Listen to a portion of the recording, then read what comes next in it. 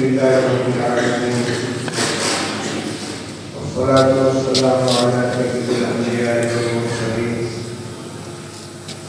سيدنا ومولانا محمد وعلى آله وأصحابه أجمعين. أما بعد، فقال النبي صلى الله عليه وسلم: أحب القرابة ثلاث، لأني عربي والقرآن عربي ولسان أهل الجنة عربي، أو كما قال صلى الله عليه وسلم. میرے عزیزوں اور بھائیوں، میں تو آپ کے سامنے اردو زبان میں گفتگو کروں گا تاکہ میں بھی اپنی بات بے تکلف عرض کر سکوں اور اپنی بات آپ تک پہنچا بھی سکوں. یہ اندازی الادبی کا سالانہ اختتامی پروگرام ہے. اندازی کی تاسیس 1984 میں حضرت الاستاذ مولانا وحید الزمان صاحب خیرانوی رحمۃ اللہ علیہ کے ذریعے عمل میں آئی تھی، اور اس زمانے کے جتنے طلبہ تھے ان میں بڑی تعداد جنہیت رخصت ہو چکی ہے، اور جو زندہ ہیں وہ بڑھاپے کی منزل طے کر رہے ہیں. اندازی کا وجود جن حالات میں ہوا اس سے پہلے صورتحال یہ تھی کہ دارالعلوم دیوبند کے اندر الحمدللہ نحو، صرف، ادب، بلاغت اور انشاء کی بہترین صلاحیت رکھنے کے باوجود، عربی زبان میں ترجمتین پر قدرت رکھنے کے باوجود چند منٹ عربی زبان میں گفتگو کرنے کی ہمت نہیں ہوتی. حضرت مولانا وحید الزمان صاحب رحمۃ اللہ علیہ کی تشریف لانے کے بعد ایک انقلاب آیا. شورش اندلیب نے روح چمن میں پھونک دی، ورنہ یہاں کلی کلی مسجد خواب ناز میں ملک کے بعد معاصر ادارے طلبہ دارالعلوم کا استہزاء کرتے تھے، ان کی عربی کا مذاق اڑاتے تھے. پھر قرأت الصلاۃ وضعت الصوم، لیکن اللہ جل شانہ نے حضرت استاد کے شبانہ روز، لگن، محنت، قربانی اور اس زمانے کے جو طلبہ تھے جنہوں نے دلچسپی کے ساتھ حصہ لیا، ان کی چند سال کی محنت کے بعد الحمدللہ دارالعلوم میں وہ ماحول پیدا ہو گیا کہ بے تکلف انشاء اور تقریر کا ملکہ طلبہ کے اندر پیدا ہونے لگا. اگرچہ وہ جوش و جذبہ باقی نہیں ہے، لیکن یہ حضرت مولانا اور پھر ان کے موجودہ تلامذہ جو اس وقت صف عربی کی نمائندگی کر رہے ہیں، نگرانی فرما رہے ہیں، اور الناظم ادبی اور صف عربی کی سرپرستی فرما رہے ہیں، ان کی نگرانی میں آپ دیہات مرسری کے اندر دائرے میں دیکھ لیں تو بیک وقت 15-16 دیواری پرچے نظر آ رہے ہیں، جس میں ماہانہ، 15 روزہ، ہفتہ روزہ، بلکہ یومیہ جریدہ بھی نظر آتا ہے. اور یہ خالص ہمارے طلبہ کی محنت کا نتیجہ ہے. خود مضمون لکھنا، اس کی تصحیح کرنا، اپنے اساتذہ سے اصلاح لینا، اس کی کتابت کرنا اور اس کو آویزہ کرنا، یہ تو اس کا مثبت پہلو ہوا. اور الحمدللہ یہاں سے فارغ ہونے کے بعد ملک میں بہت نمایاں ادیب کی حیثیت سے بہت سے فضلہ متعارف ہوئے. فقید اللغت العربیہ حضرت مولانا عبدالعالم خلیل الامینی علیہ الرحمہ، حضرت مولانا رسول صاحب کئی پڑھمردہ اور ناظم ادبی کے تربیت یافتہ تھے۔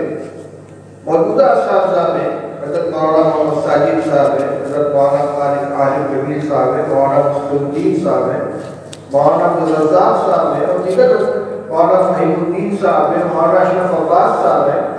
ماشاءاللہ بہترین عربی لکھنے والے ادیب حضرات ہیں، بے تکلف لکھتے ہیں۔ یہ سب اسی انداز ادبی اور صرف عربی کا ثمرہ ہے۔ یہ تو مثبت، لیکن مجھے شکایت ہے اپنے موجودہ احباب سے کہ انداز ادبی اور صرف عربی اور زبان عربی کے ساتھ عام طلبہ کی جو دلچسپی ہونی چاہیے وہ برقرار نہیں۔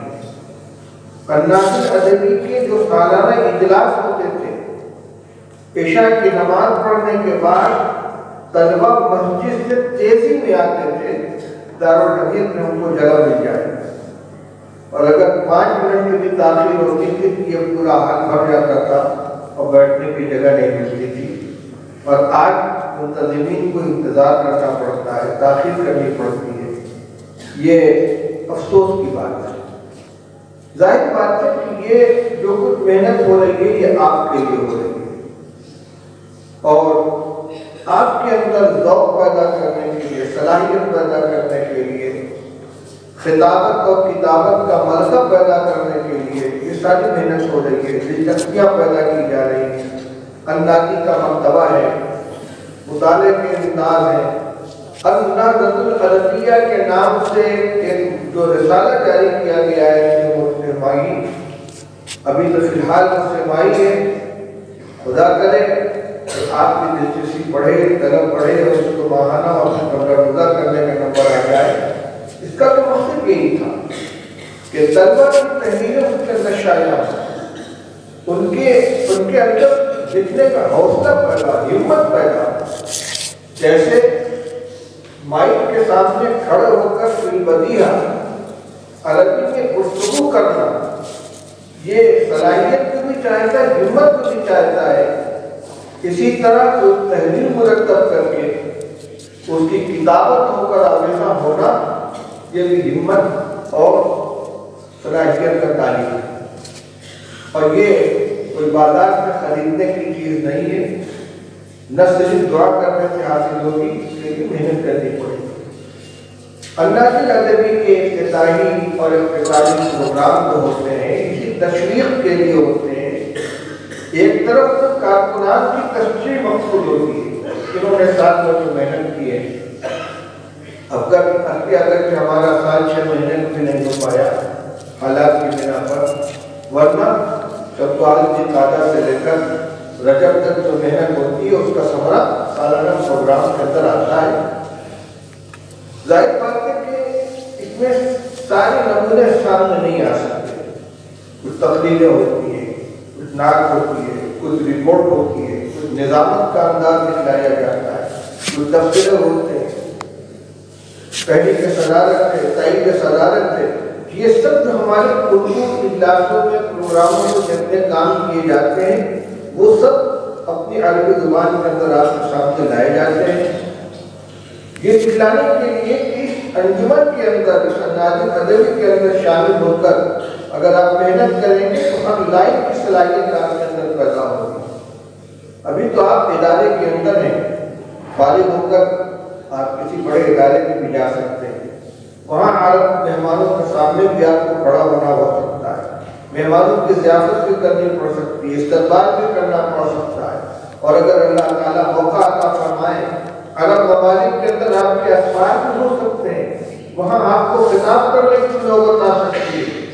یہ اس وقت تھوڑی سی محنت اور تھوڑی سی توجہ آگے آپ کے لیے بہت راستہ آسان کرے گی۔ میں یہ چاہتا ہوں کہ اس پروگرام کو اول سے آخر تک پوری توجہ کے ساتھ تمام طلباء سنیں، اور صرف اسی اجلاس کے لیے یہ بات نہیں کہہ رہا ہوں۔ اللہ آپ کو برکت عطا فرمائے، آپ کو سلسلے تعلیم و تعلق جاری رہے، اور اندازی کا کام بھی بڑھتا رہے، تو اس میں آپ کو اپنی ہر طرح سے ہر درجے میں آپ کو اپنی شرکت دکھلانی چاہیے.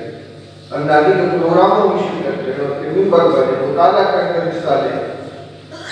افسوس کی بات یہ ہے کہ اندازی الصف العربی کا اعلان کیا گیا کہ جو طلبہ الصف العربی کے اندر داخلہ لینا چاہے وہ اپنی درخواست جمع کر دیں.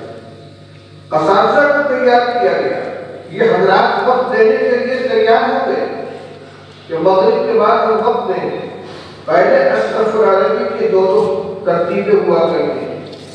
اس سال جو درخواستیں آئی ہیں تو مجلس تعلیمی نے افسوس کے ساتھ ان درخواستوں کو موقوف کر دیا. اتنی تعداد کی اکٹھا نہیں ہو سکی کہ ایک ترتیب قائم کی جاتی الصف العربی کی اور ایک استاد کو بیٹھایا جاتا پڑھانے کے لیے. یہ بے رغبتی کا افسوسناک ہے. شوق پیدا ہونا چاہیے. یہ درس کے جو محدود اوقات ہیں ان سے الگ کے نظام بنایا جاتا. اور الصف العربی کا سارا نظام خارجی کے اندر ہوا کرتا تھا. مغرب کے بعد اور دیگر اوقات میں یہ طلبہ لگتے تھے, اساتذہ کو ان کے ساتھ محنت کرتے تھے اور دونوں کو مشترکہ کے ماحول بنا تھا جس کے کچھ نمونے اب بھی باقی ہیں. اور یہ ہمارے جو باقیات صالحات جس کو کہنا چاہیے کہ اسی محنت و لگن کا نتیجہ ہے.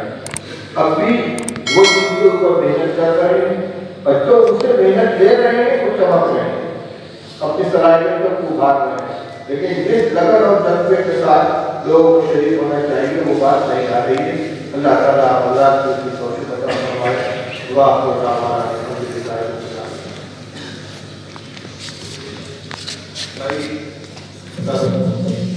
میں آپ حضرات کو مجھ سے زیادہ علم ہے کہ میری طبیعت ٹھیک نہیں تھی, کافی صورت ہو چکی ہے. اس لیے میں تو اب یہاں سے مطلب ہوں گا. تمام اساتذہ کرام یہاں موجود ہیں اور ضابطے میں اپنی ذمہ داری مولانا عبدالرزاق صاحب کو قبول